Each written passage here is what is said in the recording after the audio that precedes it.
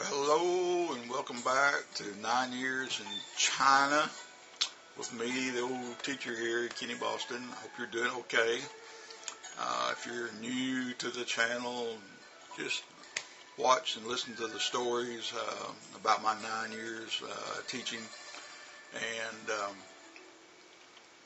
I think you'll find it pretty entertaining. There's some good stuff, good stories. China was a gigantic part of my life. And today we're going to start a series of videos I'm going to make for you teachers, you new teachers, your teachers that maybe have just came to China, you're about to go to China, and just I'm going to kind of tell you what it's like for me and my situation there. You may or may not be going to a language school. These videos, you can get something from anything we're going to do in these videos. Understand that. You're going to get something out of it. But let me tell you my story real quick. When I went to China, and the whole time I was in China, I'm teaching at public universities. And so the stuff I tell you is going to be applicable for university teaching. But you can take almost anything and use it. So anyhow, you're going to be listening to my thoughts, my perspective of teaching those students, English majors and non-English majors, and hopefully you'll get something out of it. If you are there now or you're about to go there, we'll just kind of discuss how I ran my year, usually every year, okay? When the classes start, you've got your schedule and they've showed you your building and all these things, and you'll probably be teaching freshmen or sophomore, DA and DAR, and now more and more third-year students, DASAN juniors, also get a foreign teacher. It's becoming more and more of the thing, but if you are a freshman and a sophomore student, in China, you're going to have a foreign teacher at some point. They want this really bad, okay?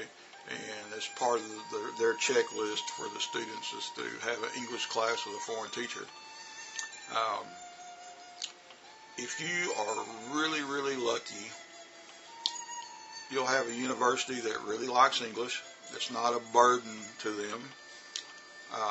You'll have classes where you have the same people for 2 periods. So basically, 2 hours, 50 minutes of class, whatever. You can get a lot of work done if you're teaching like English majors for 2 periods. That's great.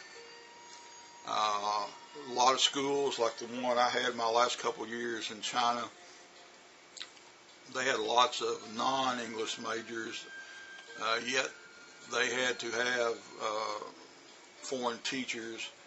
I taught some freshmen. I taught post-grads, mainly in the last couple of years. I prefer teaching English majors, people that I know are going to use English. Your situation, depending on where you go, there's no telling what they've told you, who you're going to teach. And the stuff you got to find out, that the Chinese are not normally really good for telling you lots of things in detail, so you got to do a little nosing and ask a lot of questions. But anyhow, let's get back on track. The students are really wonderful for the most part. You'll not have a whole lot of problems. You'll never have very many discipline problems or anything like that. They're usually pretty eager to learn if you pique their interest. Now, the first day of classes, every year, we go through introductions. And, I get up there first, I tell them about me, where I'm from, maybe show them some pictures and things like that, and let them start to relax a little bit. They can be kind of strung up a little bit, and until they get to know you. But do the introductions and be ready to take notes. Now, one thing about China, you might have 20 or 25 in a class. You may have 45, 55. You could have a really big class. And those are probably not English majors. You know, they're probably from multiple majors coming into your class.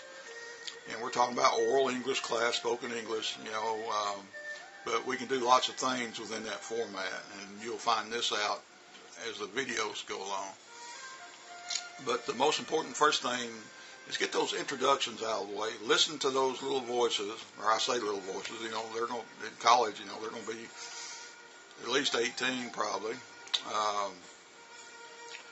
Listen to who's positive, who is shy, who's got the best pronunciation. Listen to these little things and make little notes as you hear these introductions. Because the first thing you got to do as a teacher, you just got to find out what you got to work with. If they're really, really shy and their English is very monotone, you know you may have a lot of work ahead of you, which is okay. It's fun, no matter what. It's going to be fun, and it's easier when the better you can communicate with them, the easier it is. And usually every class, it doesn't matter, you know, if they're English majors, you're going to have a handful of them. They're still way ahead of the rest as far as ability, and there's ways of using them, and we'll be discussing this a lot too. But if you're really, really lucky, if you're the spoken English teacher and you're teaching English majors and it's a perfect world, really get set to have a good year wherever you are. Now, I taught mainly in third-tier cities. I never taught at a language school. I never taught in tier 1 universities, you know, like, you know, Shanghai or Beijing or whatever. Those students can be pretty good on their own. I like teaching normal, average, everyday Chinese people, and I like the real world, okay? And I like to be the one that they see. You know, a lot of times they don't have much interaction at all with foreigners, period, especially in these smaller cities of 1 million, you know. So you can become a focal point with them. But as we were talking about, listen to where these students, where they come from. Are they coming from the north? Are they coming from the south? It's going to be important later, and we'll talk about this why. It has to do with their dialect and even their Chinese. Find out where they come from. You know, if they're local, you know, that can be really good.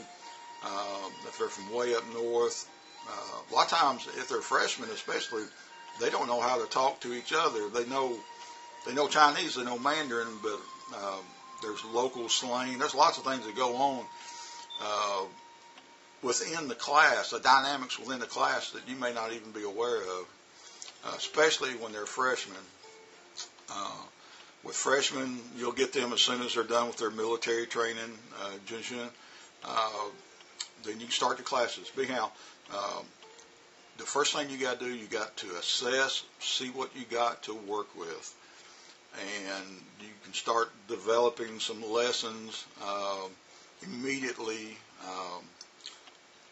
Now, a lot of schools, they're going to give you a book, probably, even the poor schools, because they don't know about you, and the schools buy the books for these, for these oral English classes, and you can use or not use them.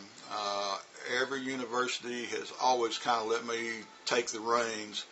You know, I'd kind of tell them about how that I normally would do things, and usually they had no problem. And sometimes the books have some exercises that you can use, and some of them are just not very good. The one thing the books will do, and I'll tell you this right now, a lot of the books that they get is stuff that they can rehearse, and when they come to class, they expect you to be on chapter 2 or chapter 3 of the book and they've already kind of studied it, they've, you know, read over it. That's okay in their Chinese classes, but we are there as experts, native English speakers, and I want them to talk freely. I don't want them to be rehearsed, and that's what I've always talked with the English officials in the school. You know, so I want them to develop good conversational English, you know, with pronunciation and grammar and, you know, all the little things, you know, that can make up good conversation. I want them to speak freely, use their vocabulary that they have been studying. And usually the schools I've never had any problems at all with the schools. So getting back, assess the student, talk to them a little bit, you know, let them know that you're human. You can ask them questions, you know, depending on the size of the class, you know, you may have to go through those introductions. You know, it may take all day, even, you know, if you have 2 periods, you know. Ideally, if you got 25 or 30 students, man, it's a breeze. That's a good class in China. But assess them, listen to them, listen for problems with their pronunciation as they speak. Just make a quick assessment of what you got, and then you'll be ready for your next classes. But you'll find out, depending on where they're from, they may have LNA problems, or they can't say V, or they'll say mooey instead of movie. And lots of little things and these are at college level. This is college level we're talking about. But assess the students and get ready to have some fun. But make those notes, and you can talk to the other teachers if there's any class that's way ahead, you know, maybe a really good class. You can find out little things, but don't be afraid to ask questions. But you come up with your own assessment of what you got.